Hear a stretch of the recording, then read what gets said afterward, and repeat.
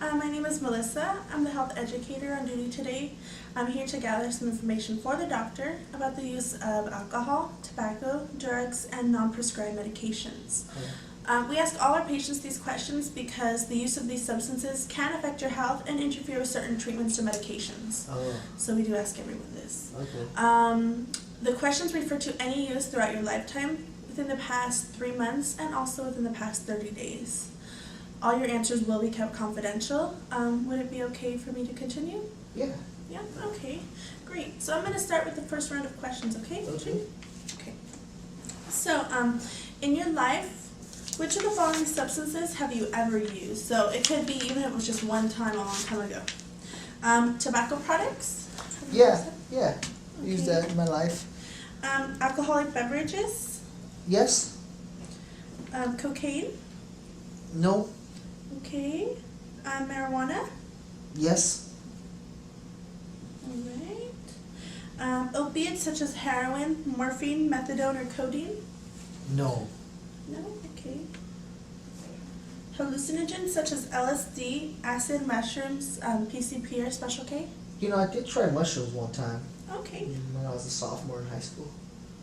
What is it? Okay. What about amphetamines such as speed, diet pills, or ecstasy? No. No. Sedatives such as sleeping pills? No. Inhalant such as nitrous, glue, paint thinner, or petrol? No. No. Okay. Was there any other drug that I failed to mention that you have partaken in? No. No. Okay.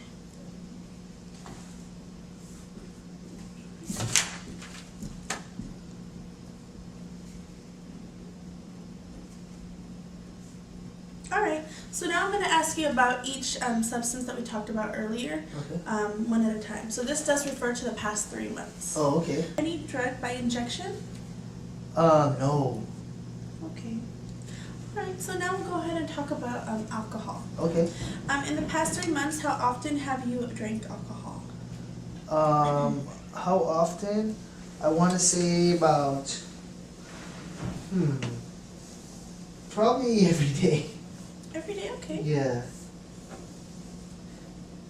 During the past 3 months, how often have you had a strong desire or urge to drink alcohol?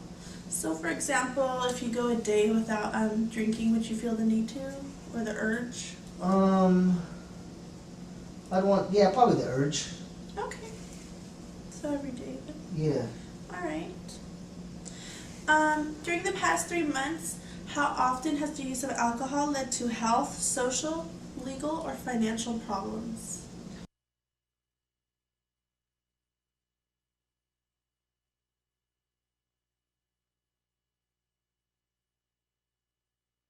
So, thank you, JR, for that information. You're welcome. Now it's okay, I'd like to share some information with you. Okay. Okay, based on what you told me, you do not drink more than 1 drink per day, Right. which is great. You also mentioned that you do not use any tobacco products, which is also absolutely wonderful. The doctors recommend that you continue to abstain from tobacco use. Okay. Now, as for alcohol, this is just for general information. There are doctors' recommended drinking limits. For example, for a man such as yourself, it's no more than 2 standard drinks per day, or no more than 14 standard drinks per week. The recommended limit is also no more than 4 standard drinks per occasion. Now, you may ask what a standard drink is. A standard drink is about 12 ounces of beer, 5 ounces of wine, and 1.5 ounces of hard liquor. Although these drinks vary in type and size, they contain about the same amount of alcohol. So, that's just for your information. Cool. Now, as for drugs, prescription and over-the-counter medications should only be used as directed. Prescribed medication should only be used if prescribed to you. Now, do note that there is no safe limit for illicit drug use. So, based on the information that you've given me, you have been using marijuana every day. Right. And you also mentioned that friends have expressed a concern about it. Now, this is going to place you in the at-risk category. So, being in the at-risk category, the doctor's advice for patients is to abstain from any further illicit drug use.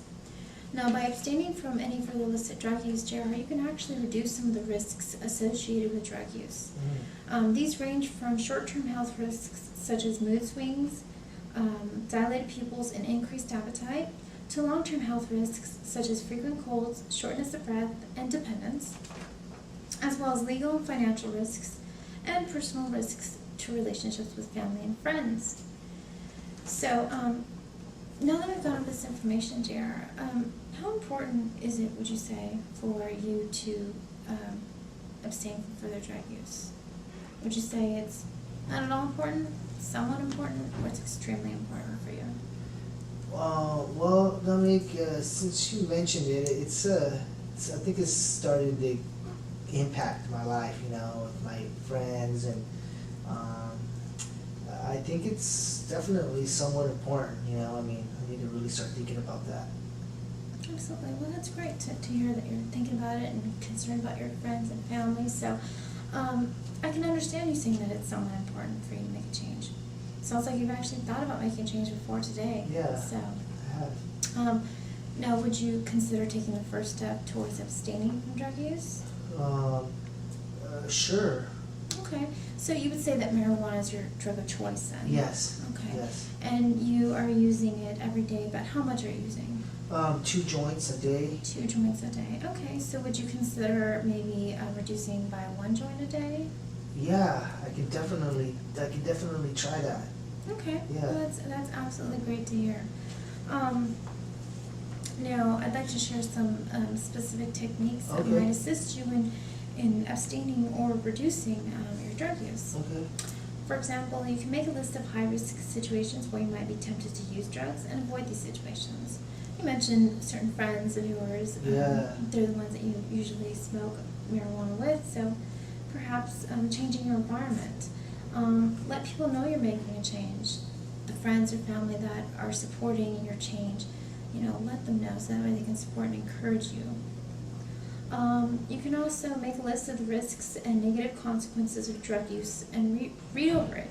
You can include these health risks and perhaps some of the legal, financial, personal risks that are possible if you continue to use marijuana.